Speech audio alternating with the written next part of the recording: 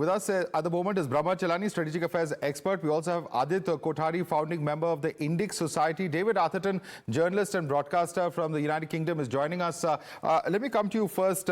David Atherton, we heard a lot about the role that this individual has played in various reports that have been put out, as far as the incidents, the unfortunate incidents that took place in Leicester. And the very fact that he's now been arrested on terror charges perhaps goes to show that there are those individuals who are trying to spread, violence in the United Kingdom. And of course, the multiple statements and the fact that he has referred to Indian politicians as well, has raised a lot of concern here in India. How are you looking at the way things are panning out? Because it's not just been the Metropolitan Police, but also police from across the world, agencies from across the world, United States and United Kingdom as well, who've played a role in this particular arrest.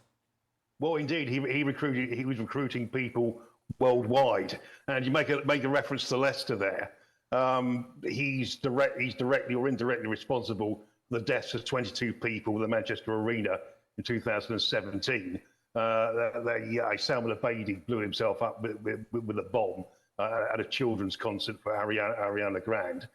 He also was the inspiration for the murder of soldier Lee Rigby in Woolwich in 2017, 2016, I think it was, and they're both serving life imprisonment. One without the chance of parole, one with a minimum sentence of 45 years.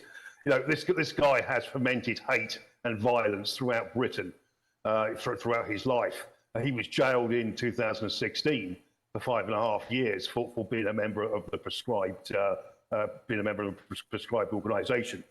He's due to be sentenced on the 30th of July.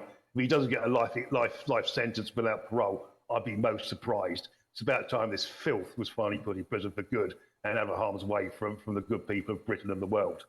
Right. Let me bring in Brahma Chelani on that. Brahma Chelani, here's an individual who's, several of his remarks are completely unprintable. We can't even put them out because they're so full of hate against particular communities. But the larger point is this. The larger point is that, here are persons who are actively involved, openly involved in the spread of violence in these kind of incidents, and their links with various terror organizations, as has been this particular case where Anjem Choudary has now had to face the music, perhaps making a case for the links between, those who pretend to be working for social organizations at the end of the day also are very actively working along with terror groups.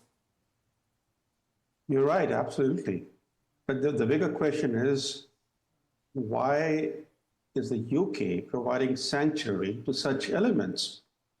This conviction was a result of joint investigations by British, Canadian, and American authorities. Now, if you look at the record of the US, UK, and Canada, they have provided refuge to terrorist elements from different parts of the world, including from India. In the 1980s, a Indian diplomat was killed in Birmingham by a Kashmiri terrorist. And in the 1980s, from Canada, we had the Sikh terrorist blow up in Air India jetliner, killing all 329 people on board. The question is, have these governments now, these countries, have they learned the lesson?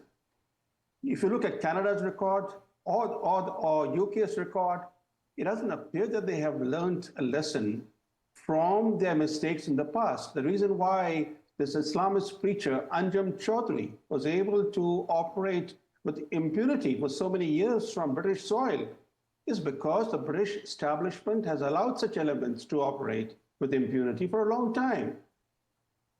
This is something we should not Very forget. quickly, there's also a guy called Abu Hamza who's serving life without parole, and he was allowed to get away with his hate preaching for years and years and years. It was only when the Americans asked for his extradition did he finally face justice.